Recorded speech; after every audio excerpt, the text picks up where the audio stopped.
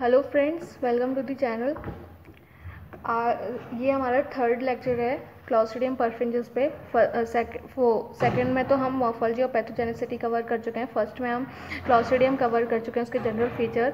तो इस लेक्चर में हम करेंगे रेजिस्टिविटी और सेंसिटिविटी कि किसके फेवरेबल होते हैं, किसके अनफेवरेबल होते हैं। तो क्या है कि जो टाइप ए और सी स्ट्रेन होते हैं, हमने इसके 5 टाइप पढ़े, ABCDE, जिसमें टाइप और टाइप सी जो स्ट्रेन होते हैं वो अगर हम उसको 1 से 3 घंटे तक भी बॉईल करते हैं तो वो ख़त्म नहीं होते। लेकिन टाइप ए और सी के अलावा जो भी स्ट्रेन्स होते हैं, मतलब B, D और E, वो केवल 5 मिनट बॉईल करने पर ही डिस्ट्रॉय हो जाते हैं। ठीक है। स्पोर्ट्स जो है वो है ना, एंटीसेप्टिक्स और डिसइंफेक्टेंट से ख़त्म नहीं होते। क्योंकि क्या होता है कि अगर इनकी जो स्पोर्ट्स के लिए हमें स्पेशल वो करना पड़ता है, स्पेशल बॉइलिंग प्रोसेस करना पड़ता है, जैसे कि उसको 1 से 3 घंटे तक बॉईल करेंगे तो टाइप ए और टाइप सी तो ख़त्म नहीं होंगे, लेकिन टाइप ए और सी के अलावा जो भी स्ट्रेन्स हैं वो 5 मिनट्स में ख़त्म हो जाएंगे।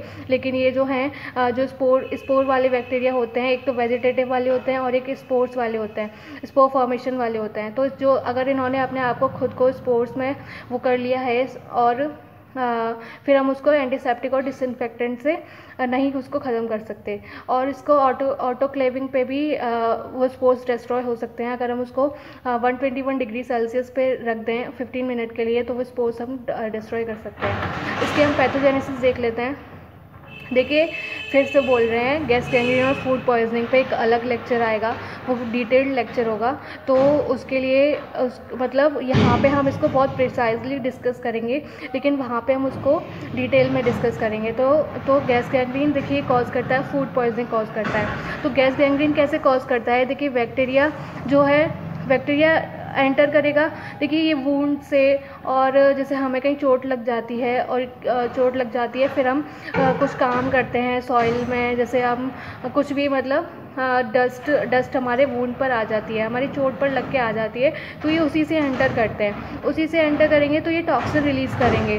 तो बैक्टीरिया वूंड में एंटर कर गए डस्ट या किसी के थ्रू भी, और फिर क्या है कि वो टॉक्सिन रिलीज़ करेंगे। ये टॉक्सिन रिलीज़ कर रहे हैं, टॉक्सिन रिलीज़ करके फिर ये मसल टिश्यूज़ को डैमेज करेंगे। मसल टिश्यूज़ को डैमेज करके वो कैसे करेंगे?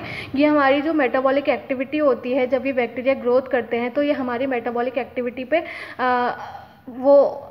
मतलब वो करते हैं, उसको ब्रेक डाउन करते हैं। ठीक है, जिसमें कि ये CO2 ऑक्सीजन और कार्बन डाइऑक्साइड ये रिलीज़ करते हैं। ठीक है, मतलब जब ये हमारे मेटाबॉलिक एक्टिविटी पे एक्ट करेंगे, जब हमारे जो प्रोसेस नॉर्मल प्रोसेस चल रहा होगा उसमें अगर ये कुछ डिस्टर्बेंस करेंगे तो उसमें गैस रिलीज़ होती है, जिसकी वजह से बबल स्ट्रक्चर बनते हैं और जिसको हम गैस गैंग्रीन बोलते हैं।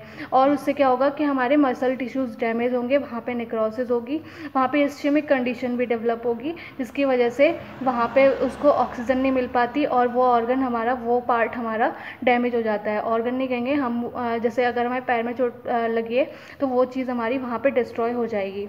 फिर क्या होता है? गैस गैंग्रीन, बबल फॉर्मेशन के बाद गैस गैंग्रीन हो गया। ठीक है, तो क्या होता है, अगर गैस गैंग्रीन बहुत लंबे टाइम तक चलता है, अगर है ना वो इम्प्रूव नहीं होता, उसका कोई ट्रीटमेंट नहीं होता, तो ज़्यादा से ज़्यादा टिश्यू डैमेज होंगे, ज़्यादा से ज़्यादा मसल डैमेज होगी और वो कोलेजन टिश्यू को भी अब इसका जो अल्फा टॉक्सिन का काम होता है, ये अल्फा टॉक्सिन ही रिलीज़ करता है। ठीक है, मेन जो है अल्फा टॉक्सिन है।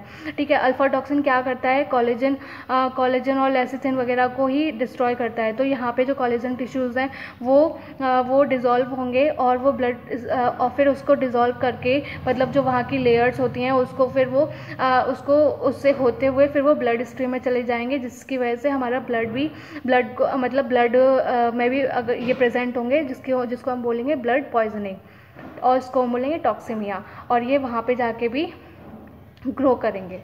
ठीक है, बात करते हैं फूड पॉइजनिंग की। फूड पॉइजनिंग को भी हम बहुत छोटे वे में देख लेते हैं। तो फूड पॉइजनिंग में देखिए, ये क्या करता है? इंटेस्टाइनल सेल्स को डैमेज करता है। इंटेस्टाइनल सेल्स, अब ये ऐसे बैक्टीरिया हो गए, क्लॉस्ट्रिडियम परफिंजेस हो गए, ये टॉक्सिन रिलीज़ करेगा हमारी बॉडी में टॉक्सिन रिलीज़ करेगा, जिसको हम एंटीटॉक्सिन बोलते हैं। फूड पॉइजनिंग के लिए कौन सा टॉक्सिन रिस्पॉन्सिबल होता है? एंटीटॉक्सिन। तो क्या होता है कि ये टॉक्सिन रिलीज़ करेगा और वहाँ पे हमारी इंटेस्टाइनल सेल्स होंगी, ये वहाँ पे उसको डैमेज करेगा। देखिए बैक्टीरिया रिलीज़ करता है टॉक्सिन, इसने टॉक्सिन रिलीज़ किया और हमारी इंटेस्टाइनल सेल्स को इसने डैमेज किया। और फिर क्या होता है कि ये इलेक्ट्रोलाइट्स और फ्लूइड का वहाँ पे लॉस होता जाता है, जिसकी वजह से डिसबैलेंस हो जाता है और फिर वो फूड पॉइजनिंग कॉज करता है, जिसको हमें डिहाइड्रेशन से मतलब डिहाइड्रेशन की वो आ जाती है, कंडीशन डेवलप हो जाती है और उसको हम केवल वाटर से और सलाइन वगैरह चढ़ा करके हम उसको मतलब कॉम्पनसेट कर सकते हैं, बैलेंस कर सकते हैं। तो यहाँ पे इलेक्ट्रोलाइट और फ्लूइड का लॉस हुआ तो उससे फूड पॉइजनिंग हुई। अगर ये तो हो गई कि यहाँ पे फूड पॉइजनिंग हो गई, मतलब डायरिया हो गया। और फिर अगर ये हम कंडीशन को इम्प्रूव नहीं करते, ठीक है, तो क्या होगा कि इंटेस्टाइनल वॉल को भी क्रॉस कर जाएगी। अभी यहाँ पे इंटेस्टाइनल वॉल को डैमेज करती हुई ये जो टॉक्सिन्स हैं वो रिलीज़ कर गए, वो क्रॉस कर गए, बैक्टीरिया क्रॉस कर गए, यहाँ से होते हुए यहाँ आ गए।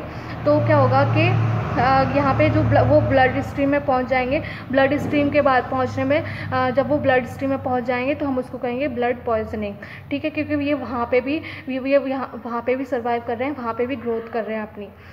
एक और होती है नेक्रोटाइजिंग एंट्राइटिस। यहाँ पे जैसे इंटेस्टाइनल सेल्स को अफेक्ट कर रहे हैं, डैमेज कर रहे हैं, ऐसी वो जीआईटी की जो एपिथेलियम होती है उसको भी डैमेज करते हैं। तो सेम वही प्रोसेस होगा, लेकिन यहाँ पे जो इंटेस्टाइनल सेल्स हैं वहाँ पे जीआईटी एपिथेलियम आ जाएगी। तो ये तो हमारी हो गई पैथोजेनेसिस। नेक्स्ट में हम डिस्कस करेंगे इसकी क्लिनिकल मैनिफेस्टेशंस। तो क्लिनिकल मैनिफेस्टेशंस में वो हम नेक्स्ट में डिस्कस करेंगे। If you like the lecture then please subscribe the channel and like the video and share the video. Thank you so much.